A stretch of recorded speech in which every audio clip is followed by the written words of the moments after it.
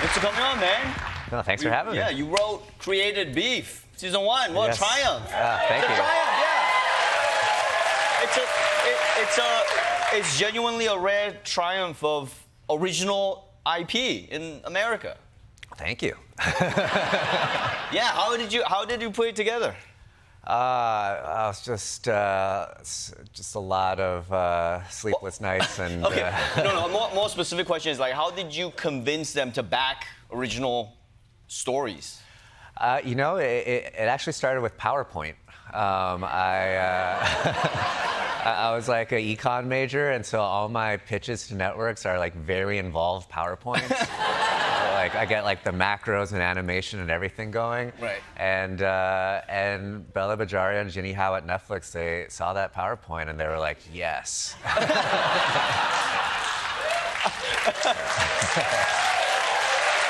Right, but it must have been one hell of a PowerPoint because they not only did they let you write and make the show, they let you direct it as well. I think that was your directorial debut, the season 1? Yeah, the season 1 finale was. That was less PowerPoint and more like running out of time. Oh. Yeah, we were just like really behind and they're like, you do it. Really? That's the big, no, you're being modest. That was your big break? Yeah. We're running late, so you do it? Yeah, that's the trick, you know?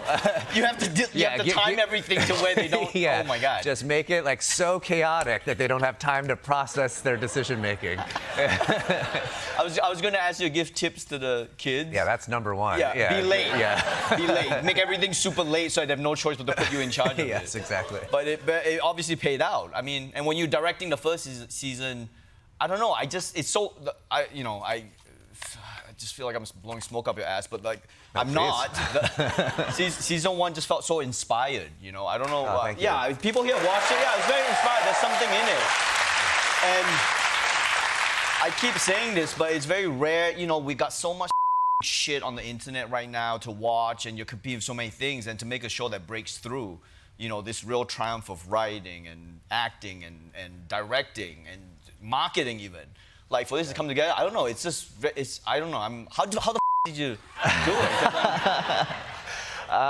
it? It's honestly like the collaborators. Like I'm just good at, I guess, like assembling Avengers, you know, and it was just a lot of very honest conversations. Like even with like, you know, like you say, like the marketing. Like a lot of times you just hand off the marketing, but then we like have a two-way conversation about it, and we're like.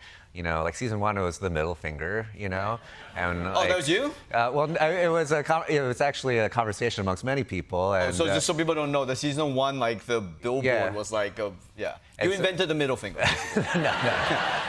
And so season 2, you know, we were like running out of ideas, and then someone like flipped the middle finger over and like squashed the ant, and we're like, that works. And so it's just a lot of back and forth. It's certainly not born of one person. I think the joy of what we do is the alchemy of when like a bunch of people come together and you achieve something like bigger than yourself. I tell everyone to shut up and just do what I do. No, collaboration is obviously one of the joys of it. And you, but I mean, when you went into it, again, I say that it just felt very inspired. The first season and the second season for that matter, but the first season. And I'm wondering, like, did you have the vision for it all in your head, or how much of it was you discovering it as you were making it? You know, a lot of it is discovery. You know, I have a pretty limited imagination, so I kind of depend on the real world just showing me things. So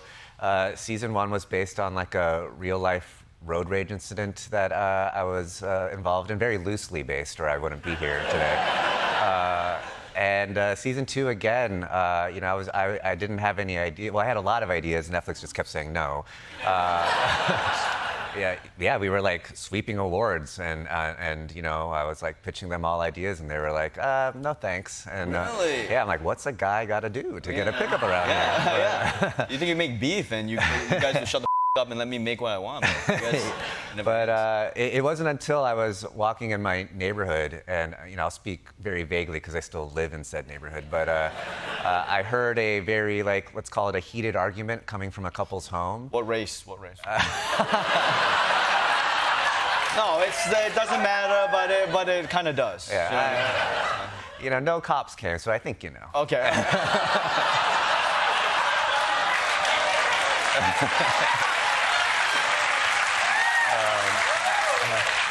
But for me, it was actually when I was retelling the story to friends where inspiration struck. Because when I told my Gen Z peers, they were all like aghast. Like, did you call 911? Did you follow up? And then when I told my peers my age and older, they were just kind of like, I mean, who amongst us hasn't? So I thought that dichotomy was really interesting. So, luckily Netflix agreed. Right, and that actually brings up a good point. Is that one thing you've done with season 2 of Beef, which we'll get into about how it's an anthology in a second. But like season 2 of Beef is really, I feel like you really did capture that a very authentic representation of elder millennials now in 2026. Yeah. And I feel like this is the first show to do that, because we've captured millennials before, but it was always, it's from 10 years ago. That's the impression of millennials in pop culture that we haven't really solidified in the blockchain, and it was like a caricature of millennials by boomers or Gen X. Yeah. But you, as a millennial yourself, this show, one of the themes of the second season is this generational thing which you just described, and you really dialed in it was like spot on how it feels to be a millennial right now, and then you also managed to get Gen Z in there too. Yeah. So I mean, how did you manage to capture those guys? Those guys are those total winners. Have you seen them? They're crazy. They're like breaking bones in their faces. They're like, I don't know. Yeah, I feel like this is a trap for me. So. No, you can shit on that. It's okay. Well, I think it's okay. It's a God-given right. Every generation can shit on the next generation. You know how much shit I took from baby boomers for like 20 years? Yeah, it's 20 years of shitting. What the hell did millennials ever do? We didn't even do anything. No, all we did was eat avocado. It made it sound like we were Nazis. All we did was avocados. Yeah. Shitting on us for like over a decade. Shut up, boomers. Shut the up. Actually, I shit on both sides. Yeah. No, that rant was just like literally season 2. It's just like that should be our promo video. No, I mean, I think our take on elder millennial was just like leaning into the elder part of it. I think that's what's new, is that millennials are all like, oh no, we're old now. And I think with Gen Z, I tried to self-reflect and think about when I was in my 20s and I was on writing staffs, and I would judge the older writers so hard. They were like 37, and. And I'd be like, oh my God, we're staying till 7:05 p.m. They must hate their families, And here I am, 44, and I'm like routinely at work till like 11 p.m. I also like to think that we will be more gracious with letting Gen Z, giving them space to work. Yeah. Versus how these boomers were when I was young. They were awful. I came in, they were entrenched and just boxing everyone out. You couldn't do anything. No, they couldn't get fired because they were just too entrenched in the system, man. These boomers. Well, that's actually a big reason why we set this season in a country club. Right. Because from my observation, most members are boomer or silent gen. And in my mind, no matter how hard those employees work, they'll never get to be members. And I think that's like a perfect microcosm of what's happening today in 2026. Like, everyone feels like, everyone before us grabbed the bag before we could, so we're just going to be employees for the rest of our lives. Right. And so, we took that metaphor and tried to make a somewhat comedic show. I hear a lot of oohs, so... There's like boomers in this audience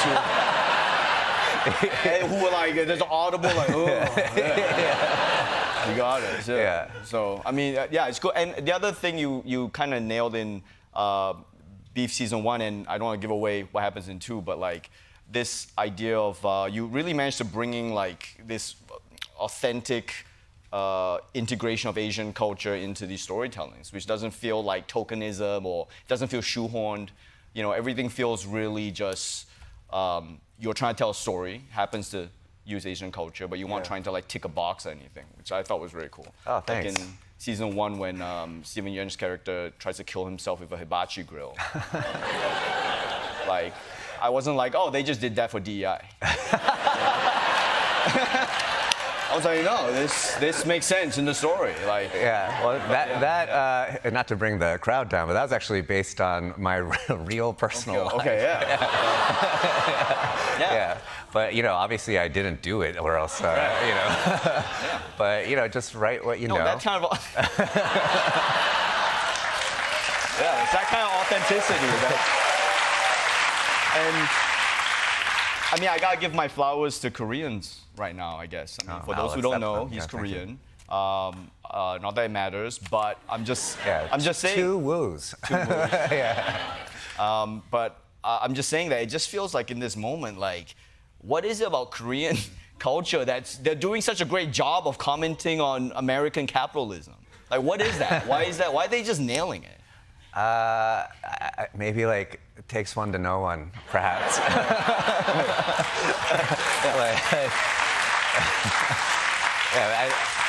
I think like Korea is like capitalism like on steroids, you know? We're just like very, very good at it. Like K-pop is just like music plus capitalism, you know? And I say that with great reverence as I know the K-pop fans are very fervent online. There's no overlap with this YouTube video. They don't come to this part of the internet. So no. But yeah, I mean, you know, you say it's on steroids, but I mean, this is the capital of capitalism. But somehow these Koreans are just, like, you filmed some of this season 2 in Korea, right? Yeah, we did. We shot for a month out there. That was probably the peak of my career. Honestly, to go back, I hadn't been back in you know, like 20 years probably. I went to elementary school there, and I was shooting the scene with the great Yuh-jung, who won an Academy Award for Minari. And yeah, and it was the that guy was not Korean. The guy was So shout out for, you know, Minari for crossing cultures. But. And she was shooting her first ever scene in Korean history with the great Kang-ho, the dad from Parasite, who's one of my favorite actors of all time. And we were shooting at this beautiful building, Amore Pacific, that no one ever gets to shoot at. And in the middle of shooting, director Bong Joon-ho showed up on set and surprised us. And he kind of like went up to the monitor and elbowed me, and he jokingly said, "Are you sure you want to frame it like that?" It's like, "I'll frame it however you want, Director Bong." And that was like peak for me. Right. Yeah, that's really cool. That's really cool that you got to go back to Korea and see that and get your flowers from Koreans, as you should. Thanks. Yeah, that's. I mean, my parents really didn't like take anything I did seriously until that moment. So. And I mean, I just kind of want to end the interview with a bit of a, you know, with your success and how you managed to navigate the industry. Your information and knowledge base right now is very current.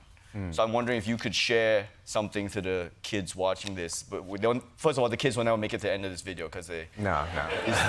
These Gen Zs have the attention span of goddamn goldfish. But you should reward the ones who do make it to the end of this video. Yes. And you should kind of give them, if you don't mind, like kind of give them. I mean, how would you see if you were to advise someone right now who has a story in them, who's, you know, believes it can be the equal of your show? How should they navigate it? I think it's probably maybe like two things. Like one, just get really good at your craft, you know, like put in the 10,000 hours. I think that's one good thing from us coming up with boomers above us, you know? Like it wasn't like handed to us. We had to put in a lot of hours. Sure. And then I think while doing that, the most important thing is to just like be yourself, you know? I think everyone in this room, you're like 1 in 8 billion people, and that's like the most unique thing. That's like the thing that like Claude AI has very difficult task in trying to replicate. And so I think that's priceless. So you like, you know, try to do those two things at the same time, and I don't know, maybe get like really good at PowerPoint or something. All right, that's all you have, man. Yeah. Hey, all new episodes. All episodes of a new season of Beef are streaming on Netflix right now. Hey, it's Lee Sung Jin, everybody!